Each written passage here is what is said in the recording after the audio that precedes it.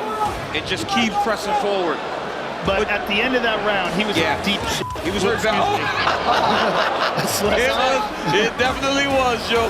Frankie moves everything at the same time. Body's moving, feet's moving. Oh, my goodness!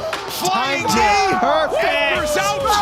Corey Sandhagen with a highlight for the ages. That's the title shot right there. That's how you get it. He's pushing John Vellante back with some combinations, and then he lets John Vellante back in.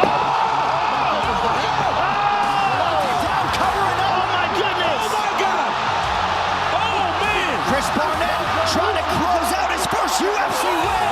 My goodness. Oh my goodness. Out of nowhere. Dude. I mean, that is so crazy.